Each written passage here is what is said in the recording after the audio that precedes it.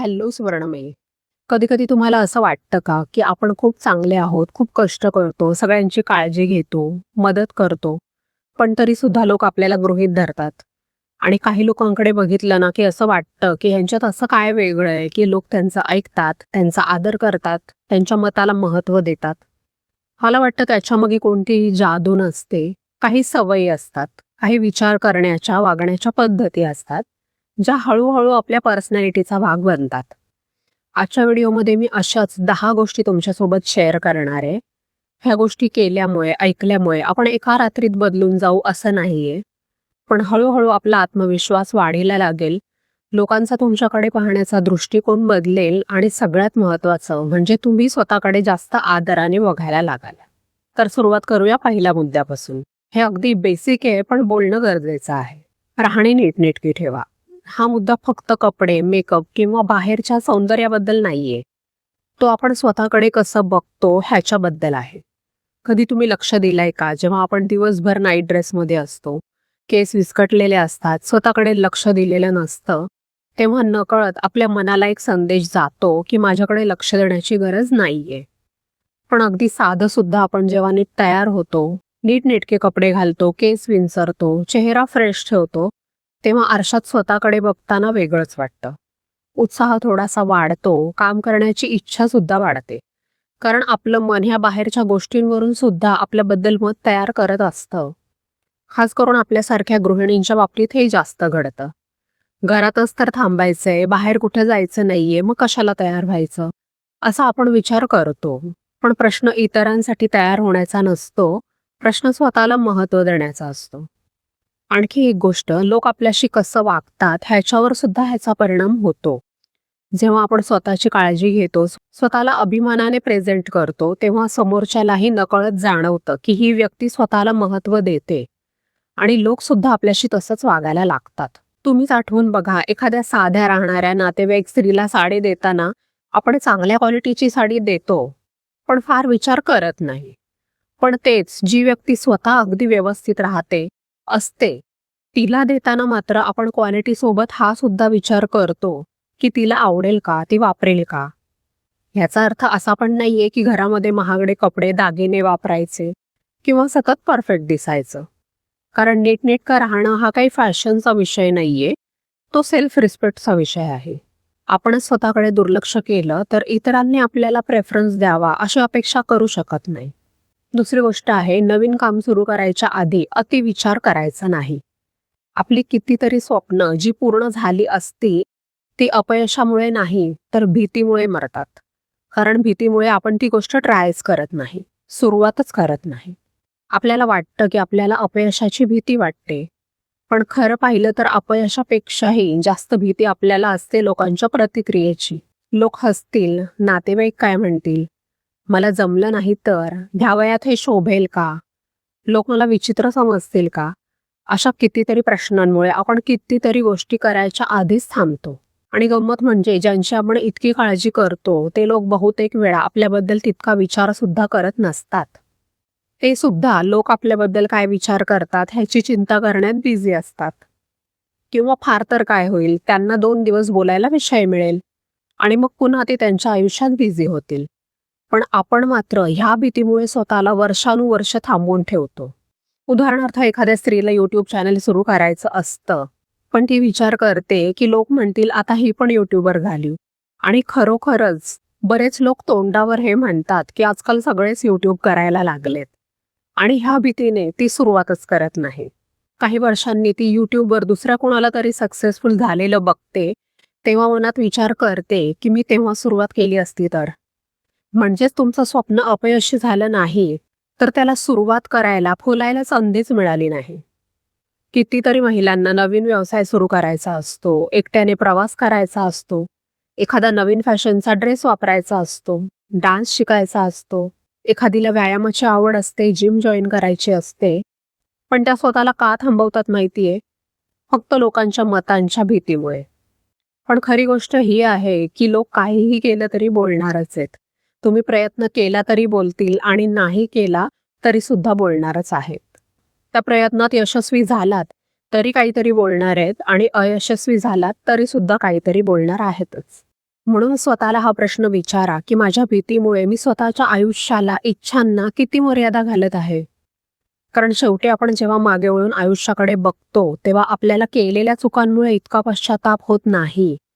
पण ज्या गोष्टी करायची इच्छा होती पण भीतीमुळे आपण त्या केल्या नाहीत ना, त्यांची खंत मनामध्ये जास्त राहते. म्हणूनच कधीतरी स्वतःला एवढंच विचारा, जर ह्या जगात मला ओळखणारं कोणीच नसतं तर मी आज कोणती गोष्ट करण्याचं धाडस केलं असतं. कदाचित त्याच प्रश्नामध्ये तुमच्या एखाद्या अपूर्ण राहिलेल्या स्वप्नाचं उत्तर दडलेलं असेल. तिसरी गोष्ट आहे, प्रत्येकासाठी कायम उपलब्ध राहू नका. सतत अवेलेबल असणाऱ्या व्यक्तीची किंमत बहुतेक वेळेला कमी होते. ह्याचा अर्थ असा नाही की उद्धट व्हा, लोकांना टाळा किंवा खोटा व्यस्तपणा, बिझी असल्याचं दाखवा. काम नसेल तरी काम आहे असं सांगा, असा अजिबात त्याचा अर्थ नाहीये.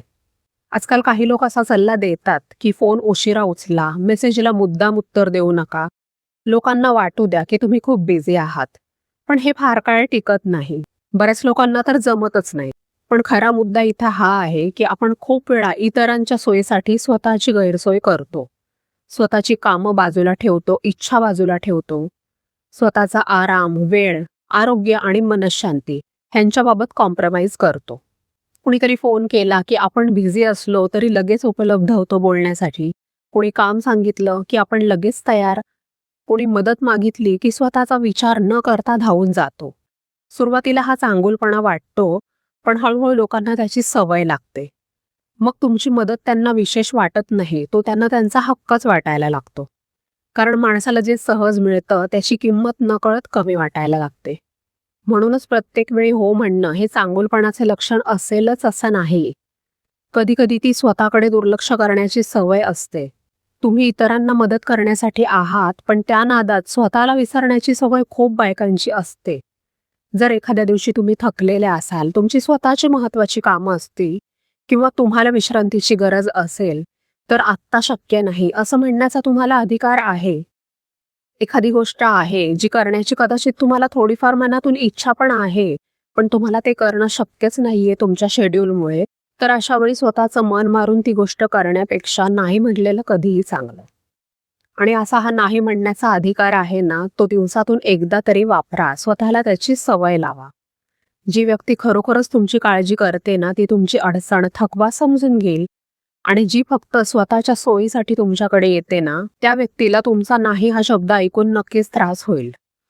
म्हणूनच खोटा बिझीपणा दाखवायची गरज नाहीये, पण स्वतःची गैरसोय करून सतत उपलब्ध राहण्याची सुद्धा गरज नाही.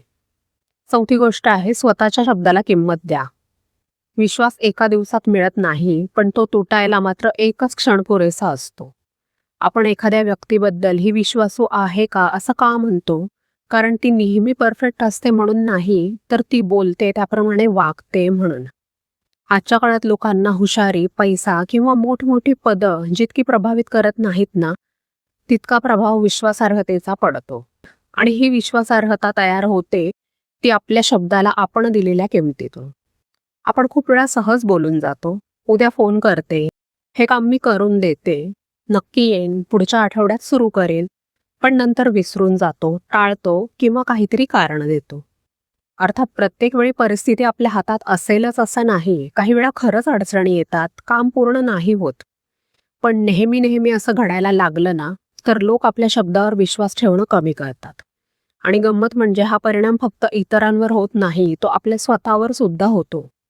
जेव्हा आपण स्वतःलाच एखादं वचन देतो की उद्यापासून व्यायाम करेन, ह्या महिन्यात खर्चावर नियंत्रण ठेवीन, दररोज अर्धा तास वाचन करेन आणि ते पाळत नाही, तेव्हा नकळत आपल्या स्वतःच्या मनात सुद्धा आपल्या शब्दाची किंमत कमी व्हायला लागते. आणि मग आपलाच आत्मविश्वास कमी होतो. कारण आत्मविश्वास काही फक्त पॉझिटिव्ह विचार केल्याने वाढत नाही, तो स्वतःला दिलेली छोटी छोटी वचनं पाळल्याने वाढतो. आणि म्हणूनच प्रत्येक गोष्टीला लगेच हो म्हणण्यापेक्षा आधी विचार करा, तुमच्याकडे वेळ आहे का, तुमच्याकडे क्षमता आहे का, तुम्ही खरंच ते करू शकणार आहात का. आणि जर उत्तर हो असेल तर पूर्ण प्रयत्नाने ती गोष्ट पाळा. आणि जर शक्य नसेल तर सुरुवातीलाच स्पष्ट सांगा की मला नाही वाटत मला हे जमेल. कारण लोकांना परफेक्ट व्यक्ती नको असते, लोकांना अशी व्यक्ती हवी असते जिच्या क्षमतेवर त्यांना विश्वास ठेवता येईल.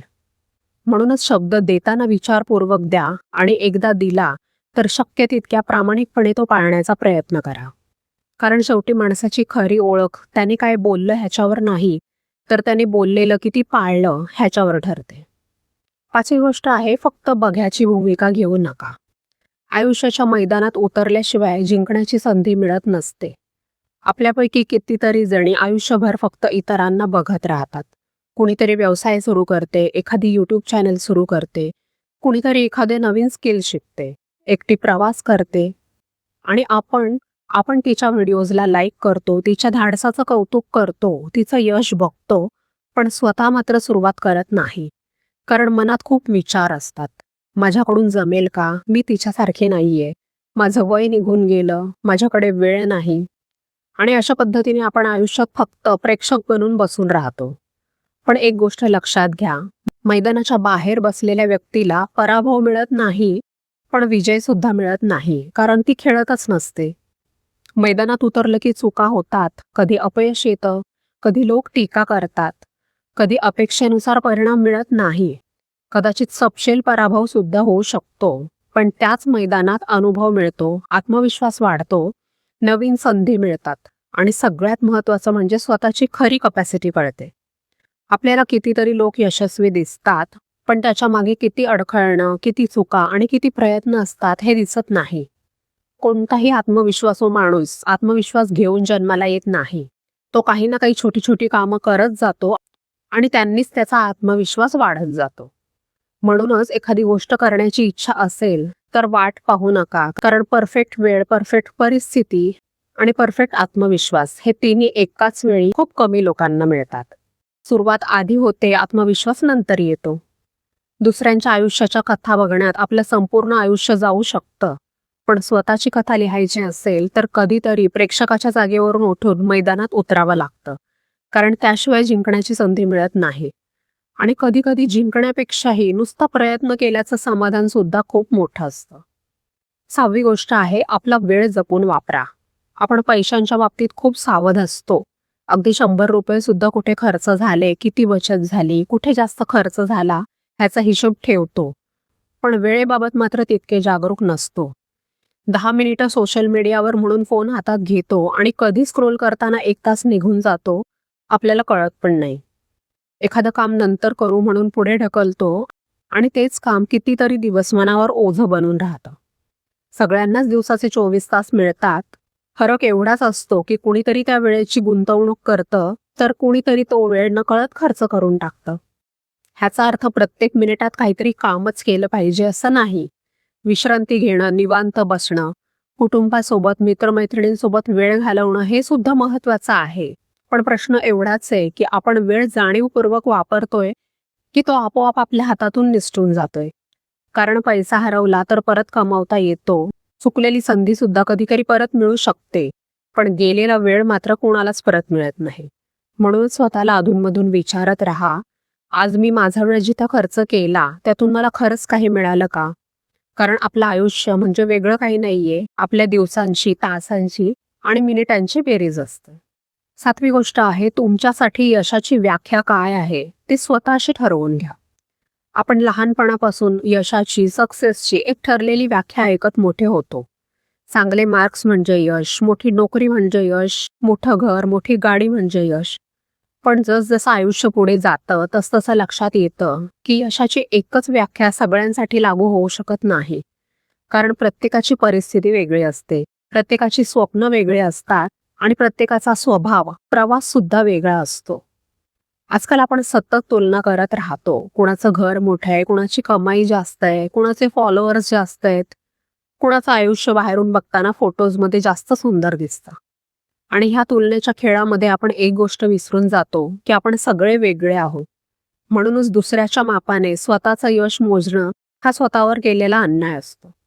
कदाचित एखाद्यासाठी यश म्हणजे करोडो रुपये कमावणं असेल, पण दुसऱ्या एखाद्यासाठी यश म्हणजे कर्जमुक्त राहणं, चांगलं आरोग्य मिळवणं, मुलांना चांगलं शिक्षण देणं किंवा आयुष्यात थोडं उशिरा का होईना पण स्वतःसाठी थोडा वेळ काढता येणं हे सुद्धा यश असू शकतं. मला वाटतं यश मोजण्याचा सगळ्यात चांगला मार्ग म्हणजे स्वतःची तुलना स्वतःशी करणं. 1 वर्षापूर्वीची मी आणि आजची मी काही नवीन शिकले का? मी मनाने जास्त मजबूत झाले का? माझ्या सवयी सुधारल्या का? मी माझ्या ध्येयांच्या थोडी तरी जवळ पोहोचले का? आणि जर उत्तर हो असेल, तर प्रगती झालेली आहे. आणि जिथे प्रगती आहे, तिथे यश आहे. कारण यश म्हणजे इतरांपेक्षा पुढे जाणं नाही, तर यश म्हणजे आपल्या कालच्या आवृत्तीपेक्षा आज थोडं जास्त जागरूक, जास्त सक्षम आणि जास्त समाधानी होणं. दुसऱ्यांच्या मापाने स्वतःचं आयुष्य मोजायला सुरुवात केली, की समाधान कायम दूर पळत राहतं. एक गृहिणी म्हणून एखाद्या दिवशी शांतपणे घर सांभाळणं, स्वतःच्या आरोग्याकडे लक्ष देणं आणि कुटुंबात आनंदाचं वातावरण निर्माण करणं हे सुद्धा यश असू शकतं. एखाद्यासाठी रोज अर्धा तास चालण्याची सवय लावणं यश असेल. एखादीसाठी खूप वर्षांच्या भीतीनंतर कधीतरी स्वतःचा छोटासा व्यवसाय सुरू करणं हे यश असेल. प्रश्न असा नाहीये की इतरांच्या नजरेत तुम्ही किती यशस्वी आहात. प्रश्न असा आहे की जसं आयुष्य जगण्याची तुमची इच्छा आहे, त्या आयुष्याच्या दिशेने तुम्ही चालत आहात का? कारण खऱ्या अर्थाने यश म्हणजे इतरांना इम्प्रेस करणं नाही. त्यांच्यासमोर स्वतःला सिद्ध करून दाखवणं हे सुद्धा यश नाही. तर यश म्हणजे स्वतःच्या अटींवर जगण्याचा प्रयत्न करणं. म्हणूनच मी स्वतःला नेहमी विचारते, 1 वर्षापूर्वी होते तिथून मी आज थोडी पुढे आलीये का? आणि जर उत्तर हो असेल, तर मी स्वतःला यशस्वी समजते. जरी जगाने अजून तसं म्हटलं नसलं तरी. 8वी गोष्ट आहे सतत शिकत राहणं. आपण शाळा किंवा कॉलेज संपलं की शिक्षण संपलं असं समजतो. खरं तर औपचारिक शिक्षण संपतं, शिकणं नाही. आपल्या आजूबाजूचं जग इतक्या स्पीडने बदलतंय की शिकणं थांबवलं तर आपण नकळत मागे पडायला लागतो. आणि इथं शिकणं म्हणजे फक्त डिग्री, सर्टिफिकेट किंवा मोठे मोठे कोर्स नाहीये. एखाद्या नवीन पद्धतीचा स्वयंपाक शिकणं, मोबाईलमधलं एखादं नवीन फीचर वापरायला शिकणं, पैशांचं नियोजन, गुंतवणूक समजून घेणं, कम्युनिकेशन स्किल्स सुधारणं, आरोग्याबद्दल योग्य माहिती मिळवणं किंवा स्वतःच्या मनाला समजून घेणं, हे सुद्धा शिकणंच आहे. खास करून महिलांच्या बाबतीत एक गोष्ट घडते की घर, मुलं, कुटुंब ह्याच्यामध्ये आपण इतके गुंतून जातो की स्वतःच्या बौद्धिक वाढीकडे लक्ष द्यायला वेळच मिळत नाही.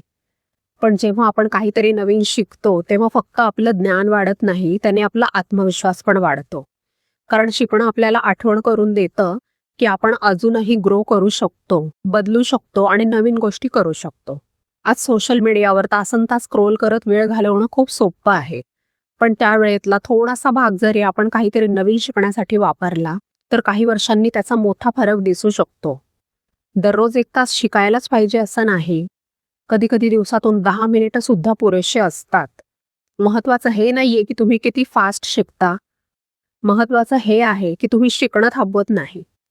कारण पैसा पुढे मागे कमी जास्त होऊ शकतो, परिस्थिती बदलू शकते, काही गोष्टी आपल्याकडून हिरावल्या जाऊ शकतात. पण तुमचं ज्ञान, तुमचा अनुभव आणि तुमच्याकडे असलेली कौशल्य ही अशी संपत्ती आहे जी तुमच्यासोबत कायम राहते. म्हणूनच वय काहीही असू देत, परिस्थिती काहीही असू दे, स्वतःला एक विद्यार्थी समजणं कधीही सोडू नका. कारण ज्ञान ही अशी संपत्ती आहे जी कोणी चोरू शकत नाही आणि जितकी ती वापराल तितकी ती वाढत जाते. 9वी गोष्ट आहे परिस्थिती काय आहे ती समजून योग्य तो प्रतिसाद द्या. प्रत्येक गोष्टीला प्रतिक्रिया देणं आवश्यक नसतं. प्रत्येक भांडण जिंकणं सुद्धा आवश्यक नसतं. पण शांत राहणं आणि सगळं सहन करणं ह्या 2 वेगळ्या गोष्टी आहेत. शांत राहणं म्हणजे परिस्थिती समजून घेऊन काय प्रतिसाद द्यायचा ते ठरवणं. आणि सगळं सहन करणं म्हणजे स्वतःच्या मनाला, स्वाभिमानाला आणि भावनांना वारंवार दुखावलं जात असून सुद्धा काहीच न बोलणं. कधी कधी आपण नातं टिकावं म्हणून गप्प बसतो, कधी समोरची व्यक्ती नाराज होऊ नये म्हणून, तर कधी वाद नको म्हणून शांत राहतो. पण जर एखादी व्यक्ती सतत तुमचा अपमान करत असेल, तुमच्याशी तुच्छतेने बोलत असेल, तुमच्या भावनांना सतत दुर्लक्षित करत असेल, तर तुमचं मौन तिच्यासाठी परवानगी तर तुमचं शांत राहणं तिच्यासाठी परवानगी बनतं. म्हणूनच प्रत्येक वेळी मोठा वाद घालण्याची गरज नसते, पण आवश्यक तेव्हा ठामपणे बोलायला पाहिजे. मला अशा पद्धतीने बोललेलं आवडत नाही, मला हे चालणार नाही, अशी साधी वाक्य सुद्धा खूप वेळा पुरेशी असतात. आत्मसन्मान म्हणजे प्रत्येक गोष्टीवर रागावणं नसतं, तर आत्मसन्मान म्हणजे स्वतःची किंमत ओळखणं असतं. आणि एक महत्वाची गोष्ट, तुम्ही सगळ्यांना खुश ठेवू शकता, पण त्यासाठी स्वतःचा आदर गमावण्याची किंमत खूप मोठी असते. म्हणूनच कोणी चुकीचं वागत असेल तर गप्प राहणं हा नेहमीच मनाचा मोठेपणा नसतो. शांत राहणं ही ताकद आहे, पण सतत अपमान सहन करणं ही ताकद नाहीये. त्याचा अर्थ एवढाच असतो की तुम्ही स्वतःची किंमत विसरले आहात. 10वी गोष्ट आहे तुमची कला जगासमोर आणा.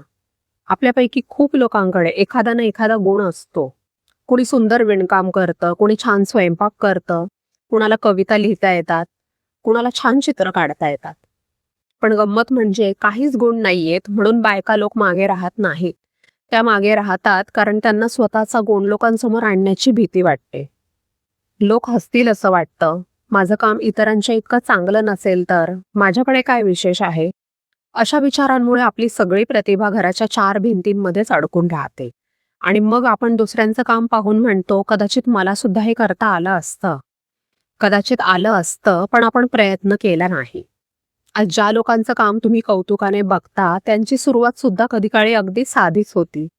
त्यांचा पहिला व्हिडिओ परफेक्ट नव्हता. बनवलेली पहिली वस्तू परफेक्ट नव्हती. लिहिलेला पहिला पॅरेग्राफ परफेक्ट नव्हता. फरक एवढाच होता की त्यांनी भीतीपेक्षा कृतीची निवड केली. आपण स्त्रिया स्वतःच्या गुणांकडे खूप काही विशेष नाही अशा दृष्टीने बघतो. हे तर सगळ्यांनाच येतं असं आपल्याला वाटतं. पण जे तुम्हाला सहज वाटतं तेच कदाचित दुसऱ्यासाठी खूप उपयोगी किंवा प्रेरणादायी असू शकतं. कदाचित तुमच्या विणकामातून एखाद्या महिलेला व्यवसायाची प्रेरणा मिळेल. कदाचित तुमच्या अनुभवातून एखादीला धीर मिळेल. कदाचित तुमच्या कलेमुळे कुणाचा दिवस सुंदर होईल. पण हे सगळं तेव्हाच घडेल जेव्हा तुम्ही स्वतःला दिसून द्याल. म्हणूनच स्वतःला लपवू नका. तुमची कला, तुमचं ज्ञान, तुमचा अनुभव आणि तुमचं व्यक्तिमत्व ह्यांना संधी द्या. कधी कधी आपल्या आयुष्यातली सगळ्यात मोठी चूक म्हणजे आपल्याकडे असलेली देणगी जगापासून लपवून ठेवणं. तिला प्रकाशात आणण्याचं धाडस आपल्यालाच करावं लागतं. तर आजच्या भागात आपण अशा 10 सवयी बघितल्या ज्या आपला आत्मविश्वास, आत्मसन्मान आणि व्यक्तिमत्व जास्त समृद्ध करतात. ह्यातली कोणती गोष्ट तुम्हाला सगळ्यात जास्त आवडली किंवा कोणत्या मुद्द्यावर तुम्ही आजपासून काम करणार आहात हे मला कमेंटमध्ये नक्की सांगा. मी तुमच्या कमेंट नेहमी वाचते आणि मला सुद्धा त्यातून खूप काही शिकायला मिळतं. आणि अजून 10 महत्त्वाच्या गोष्टी मी पुढच्या भागामध्ये शेअर करणार आहे. त्यामध्ये आपण आनंदी राहणं, मनाने मजबूत होणं, कृतज्ञता आणि स्वतःची जबाबदारी घेणं अशा खूप महत्त्वाच्या विषयांवर बोलणार आहोत. म्हणूनच हा व्हिडिओ आवडला असेल तर लाईक करायला विसरू नका आणि चॅनलला सबस्क्राईब पण करून टाका. तुमची इच्छा असेल तर तुम्ही चॅनलची मेंबरशिप सुद्धा घेऊ शकता. व्हिडिओच्या खाली जे जॉईन बटन आहे ते दाबून. पुन्हा भेटूया पुढच्या व्हिडिओमध्ये. तोपर्यंत स्वतःची काळजी घ्या आणि आनंदात राहा.